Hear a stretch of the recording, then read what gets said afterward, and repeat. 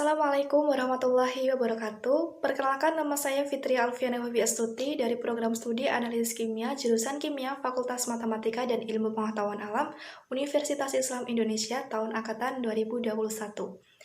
Tujuan dari pembuatan video ini adalah untuk memenuhi ujian akhir semester mata kuliah Islam Ulul Albab kelas C yang diampu oleh Bapak Burhanuddin SPDI MPDI.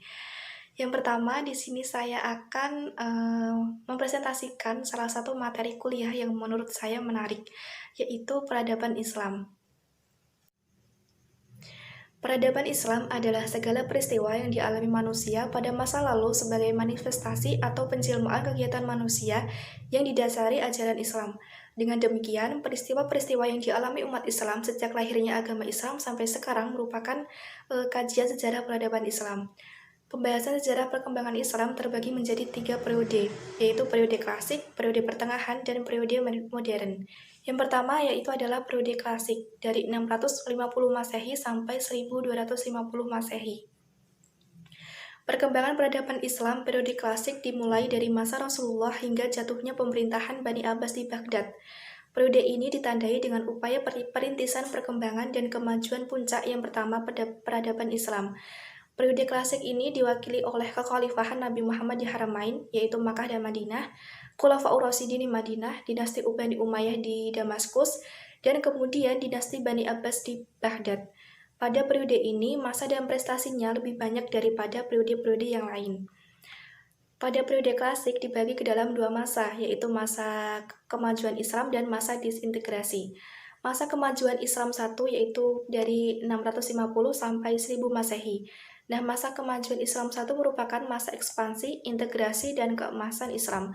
Masa ini meliputi zaman Khulafaur Rasyidin 632 sampai 661 Masehi, zaman dinasti Bani Umayyah 661 sampai 750 Masehi, dan separuh dari zaman dinasti Bani Abbas yaitu 750 sampai 1000 Masehi. Di bawah kepemimpinan para khalifah mengalami perluasan pengaruh yang sangat signifikan. Misalnya ke arah barat melalui Afrika Utara, Islam mencapai Spanyol, dan ke arah timur melalui Persia, Islam sampai ke India. Kemudian masa disintegrasi dari 1000 sampai 1250 Masehi. Masa disintegrasi ditandai dengan perpecahan dan kemunduran politik umat Islam, hingga berpuncak pada terenggutnya Baghdad oleh bala tentara Hulagu di tahun 1258 Masehi. Adapun masa disintegrasi dalam bidang politik sebenarnya telah mulai terjadi pada akhir zaman Bani Umayyah, namun memuncak di zaman Bani Abbas, yaitu ketika khalifah-khalifah menjadi boneka dalam tangan tentara pengawal. Kemudian yang kedua, periode pertengahan 1250 sampai 1800 Masehi. Perkembangan peradaban Islam pada periode pertengahan dimulai dari jatuhnya Bani Abbas hingga datangnya pengaruh modernisasi di Eropa ke dalam dunia Islam. Nah, periode pertengahan ini juga dibagi menjadi 2 masa. Yang pertama, masa kemunduran tahun 1250 sampai 1500 Masehi. Masa kemunduran ini diwarnai perselisihan yang terus meningkat dengan sentimen mazhabiyah antara Sunni dan Syiah maupun sentimen etnis antara Arab dan Persia. Pada masa inilah dunia Islam telah terbelah yang diperparah oleh meluasnya pandangan bahwa pintu ijtihad telah tertutup. Sementara perhatian terhadap dunia ilmu pengetahuan melemah. Kekuatan Kristen di mana perang salib telah dimaklumatkan oleh Paus Urbanus II sejak dalam konsili Clermont tahun 1095 Masehi justru kian menekan dunia Islam. Kemudian masa 3 kerajaan 1500 sampai 1800 Masehi.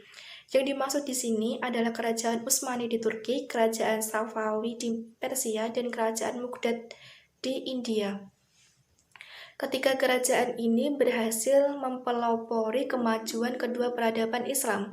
Namun, di tahun 1700 sampai 1800 Masehi, kemunduran kedua datang lagi, di mana budaya modern itu mulai merasuki dunia Islam dan lahir kekuatan-kekuatan kolonial. Sedangkan kondisi Islam sendiri mengalami kemunduran. Kemudian yang ketiga yaitu periode modern, 1800 Masehi sampai sekarang.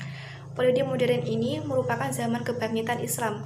Periode Periode ini ditandai dengan pendudukan Napoleon Bonaparte atas Mesir pada tahun 1798 sampai 1801 Masehi yang menginsafkan dunia Islam akan kelemahannya dan menyadarkan umat Islam bahwa di Barat telah timbul peradaban yang lebih tinggi dari peradaban Islam.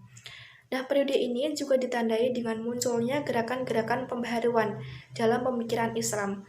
Periode ini sekaligus menandai berkembangnya resistensi terhadap pemikiran Al-Ghazali yang menyatakan bahwa pintu ujian dalam Islam itu telah tertutup.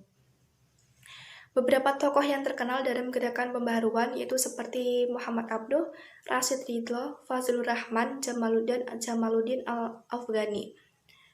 Nah, sebelum saya akhiri, ada beberapa tambahan. Yang pertama adalah penjelasan saya terkait wujud semangat dalam berinovasi untuk memecahkan masalah sesuai bidang kerja atau profesi yang akan saya tekuni, yaitu dengan cara terus belajar sesuai materi yang telah diberikan, karena kan pastinya akan sangat berguna ke depannya. Selain itu, dengan melatih diri untuk memecahkan suatu masalah sesuai bidang kerja atau profesi yang akan ditekuni dan memberikan solusi yang sesuai, sehingga nantinya itu akan terbiasa untuk memecahkan suatu masalah dengan solusi yang terbaik. Yang kedua adalah pandangan hidup inklusif saya dan cara bergaul di masyarakat global dengan tetap mempertahankan identitas keislaman dan keindonesiaan, yaitu dengan cara mengajak semua orang untuk menghargai perbedaan. Karena sebagai warga negara Indonesia yang tentunya banyak keberadaan yang ada, kita harus mempunyai sikap toleransi yang tinggi. Jangan sampai negara kesatuan ini terpecah belah hanya karena sebuah perbedaan. Kemudian yang ketiga adalah tentang prinsip kepemimpinan dan keteladanan. Memiliki prinsip kepemimpinan itu sangatlah penting. Oleh karena itu, prinsip kepemimpinan ini dapat diterapkan di masyarakat dan lingkungan belajar, misalnya di kampus.